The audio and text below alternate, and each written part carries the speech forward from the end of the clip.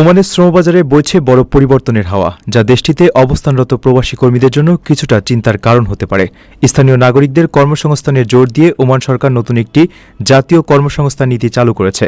এই নীতির আওতায় আগামী 5 বছরে 3 লাখ ওমানি নাগরিককে চাকরি দেওয়ার বিশাল লক্ষ্যমাত্রা নির্ধারণ করা হয়েছে। অর্থাৎ প্রতি বছর অন্তত 60,000 ওমানি নতুন করে কর্মক্ষেত্রে প্রবেশ করবেন। সরকারের এই ওমানাইজেশন কর্মযোগের সরাসরি প্রভাব পড়তে পারে দেশটিতে কর্মরত বিপুল সংখ্যক প্রবাসী, বিশেষ করে বাংলাদেশিদের উপর।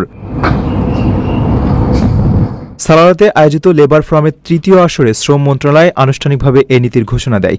দিওয়ান অব রয়্যাল কোর্টের উপদেষ্টা শেখ সেলিম বিন মুস্তাহিল আল মাসানির উপস্থিতিতে শুরু হওয়া এই ফোরাম চলবে আগামী 13 আগস্ট পর্যন্ত। একাদশ পঞ্চবার্ষিকী উন্নয়ন পরিকল্পনার অধীনে 2030 সালের মধ্যে এই 3 লাখ চাকরির সুযোগ তৈরি করা হবে। উদ্বোধনী অনুষ্ঠানে ধোপার প্রদেশের শ্রম মহাপরিচালক থেকে শুরু করে আরব শ্রম সংস্থার ঊর্ধ্বতন কর্মকর্তারা ওমানের এই নতুন যাত্রার প্রশংসা করেছেন। নতুন নীতিটির মূল উদ্দেশ্য হল ওমানি নাগরিকদের দক্ষতা বাড়িয়ে তাদের বর্তমান ও ভবিষ্যৎ শ্রমবাজারের জন্য প্রস্তুত করা। সরকারের নিজ নাগরিকদের কর্মসংস্থানে এভাবে জোর দেওয়ার অর্থ হল আগামী দিনগুলোতে অদক্ষ বা আধাদক্ষ প্রবাসীদের জন্য কাজের সুযোগ বেশ সংকুচিত হতে পারে। তাই ওমানের মতো প্রতিযোগিতামূলক শ্রমবাজারে টিকে থাকতে হলে প্রবাসী কর্মীদের এখন থেকে নিজেদের পেশাগত দক্ষতা বাড়ানোর পাশাপাশি নতুন নিয়মকানুন সম্পর্কে আরও সতর্ক হওয়া প্রয়োজন। আমাদের এই প্রবাসী সবাইদের আবেদন এটাই।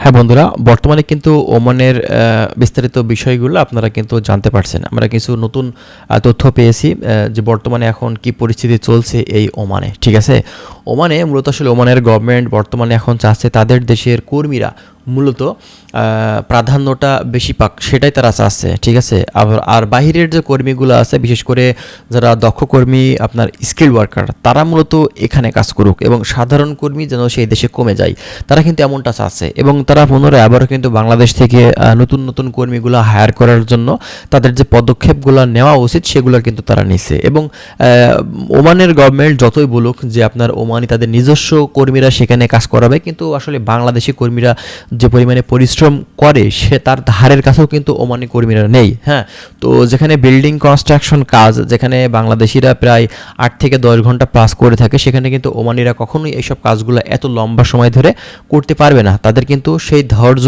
বা সেই ধারণ ক্ষমতা সেটা তাদের ভিতরে কিন্তু নেই। আর বাংলাদেশিরা আপনারা জানেন যে প্রচুর পরিমাণে কিন্তু কর্মদক্ষতা নিয়েই সেখানে কিন্তু কাজ করে থাকে। বাংলাদেশিদের কর্মীদের কিন্তু একটা সুনাম মানে বহির্বিশ্বে কিন্তু আছে। ঠিক আছে, যেমনটা সুনাম আছে তেমনটা বদনামও আছে। হ্যাঁ, তো বাংলাদেশি কর্মীরা কিন্তু ওমানে সেখানে গিয়ে অবশ্যই ভারী কাজ, বিশেষ করে বিল্ডিং কনস্ট্রাকশনের কাজগুলো ইজিলি কিন্তু করতে পারে। তবে এখানে ওমানের গভর্নমেন্ট যতই চাক যে তাদের দেশের লোকজন দিয়ে তারা কিন্তু কাজ করাবে, কিন্তু এটা সহজে আসলে কিন্তু করতে পারবে না। ঠিক আছে, তো এখন এটা শুধুমাত্র দেখার বিষয় কবে কি হচ্ছে।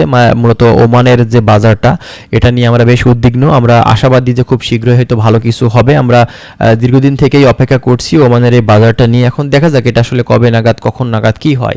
আমরা যতটুকু জানি যে ওমানের ভিসাটা খুব শীঘ্রই ওপেন করছে। তো এই ব্যাপারে আমরা আরও তথ্য পেলে অবশ্যই আমরা আপনাদেরকে জানিয়ে দেওয়ার চেষ্টা করব। তো যাক বন্ধুরা, আশা করছি বিষয়গুলো আপনারা ক্লিয়ারলি বুঝতে পারছেন। আরও বিস্তারিত তথ্য জানতে অবশ্যই আপনারা আমাদের চ্যানেলের সঙ্গে থাকবেন। ভালো থাকবেন, আল্লাহ হাফেজ।